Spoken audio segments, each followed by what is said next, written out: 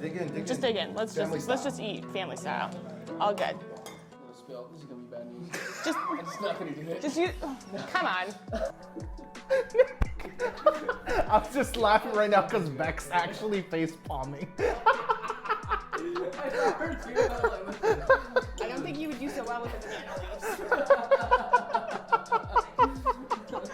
As we're talking about men, specifically, what brings you to the table here? I think therapy is a great vehicle for mitigation and change in some of those areas. So in terms of why am I here, I'm really hoping that men and guys will see this and be able to understand what therapy is and see how it might be a part of their life.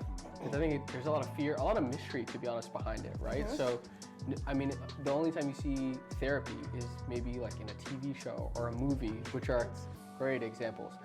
And so I'd love to pick your brains on that. Like, we as lovers of, I know that I'm kind of diverting here, but as lovers of film and stuff that we love to consume, I often find myself in those scenes thinking, do therapists actually say shit like that? Because that seems really dumb to say right there. I would need an example because I say some dumb For shit sure. during therapy. For sure. So, like, I For would need sure. an example about that one. Yeah, and I guess like maybe we'll come back with more specifics, but like I would assume that everything in film is exaggerated to some degree, and to further your point, like I think that the education towards what therapy is of utmost importance with it, even in just the spectrum of speaking about men's mental health. totally. Yeah.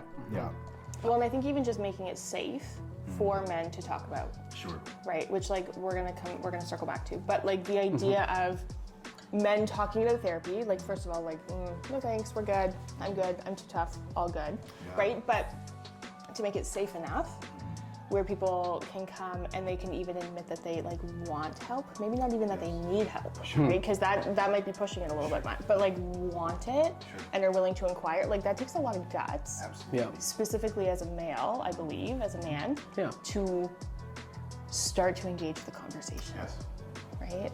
And so, like, I think that's why we're here, really, at the end of the day, is to start the conversation I love that. around making it safe for men to start to talk about mental health and struggles and being vulnerable and what that looks like and how terrifying, actually, that can be, right? Yeah, Because, like, talk about Paul, scare. my first therapist, I hated myself in that moment because I felt like I had tried to fix myself with every trick in the book for so long, and this was like the Hail Mary I never wanted to throw.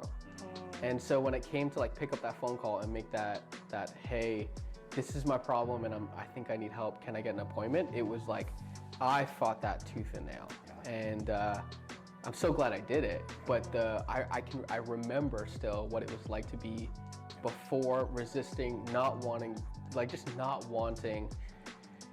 that to be the thing, right? And I think I was also afraid that, okay, this is like the trump card. If this doesn't work, nothing will work. So it's like if I play my last card and it doesn't work, I am royally screwed. Yeah. So part of you avoids it almost because you don't want it not to succeed or not to fail. So you're not going to it so that you don't have to deal with like, oh, this failed attempt at therapy. Oh, this therapist didn't work out for me.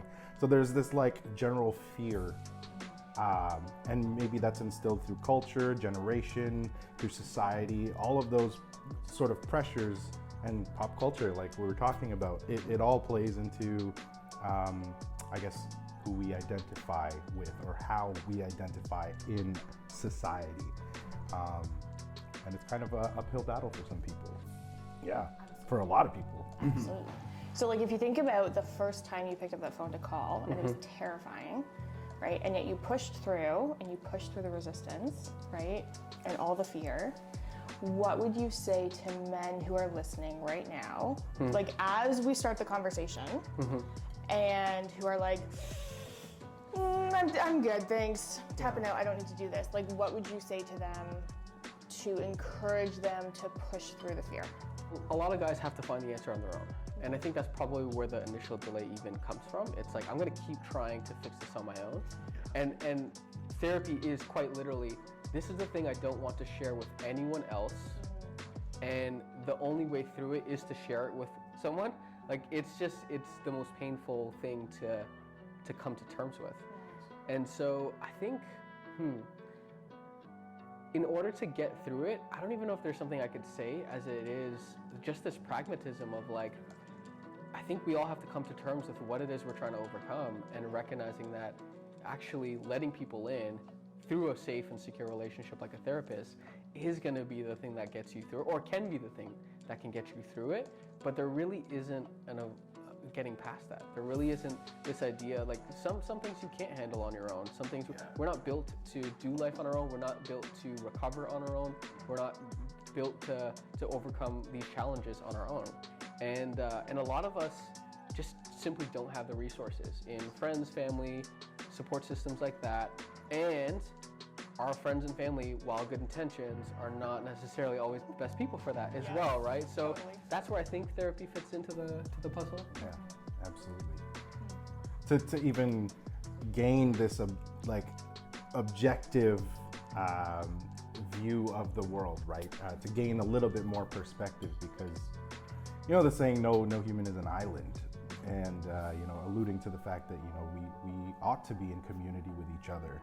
I think that's part of the problem, is that even though that saying is so prevalent in our society, I think that men often still almost feel comfortable being an island. And like you say, there's work that comes along with therapy.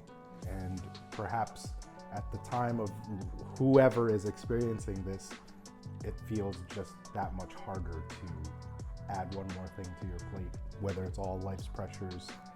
And for me, I guess speaking from my perspective, and this is all I can offer, I am a barber, content creator, and all through the lens of a husband and a father. All of which were completely different about 2 years ago. And so I've come into this new idea of just those frameworks being a lot more fluid, rather than something being so rigid that I can't assess myself and say, I am capable of change because I've grown from X, Y, and Z. So even just kind of seeing that.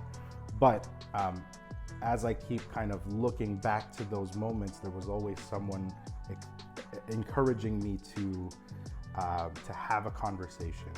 And I can give credit to my wife, but my wife always said, find someone who is going through what you're going through, and exchange your stories. It's amazing how powerful that is. And a lot of the time, it's just us doing it.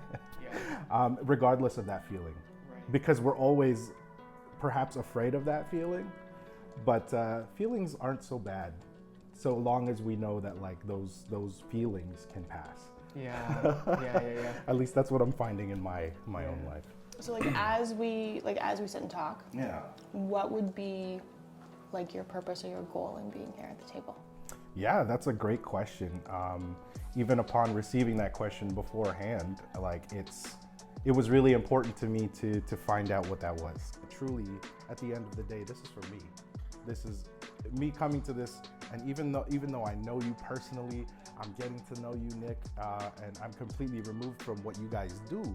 I still very much love this conversation because let's talk about food for a second. This right here allows me to be myself, and it allows me to say, oh man, and it's awesome that it's my mom's food that you're eating right now. Yep. Which is amazing, though. Yes, absolutely. Shout outs, Mom Mary's Kitchen. Let's freaking go. Follow, subscribe, all that shit. All this to say that's something that I grew up with. That was our family philosophy, is if you were sitting at our table, you were our family. You were in that moment right there, you were our family. And whatever you're going through, let's celebrate that. Let's lean into that with you, whether that's good or bad. That was safety for me.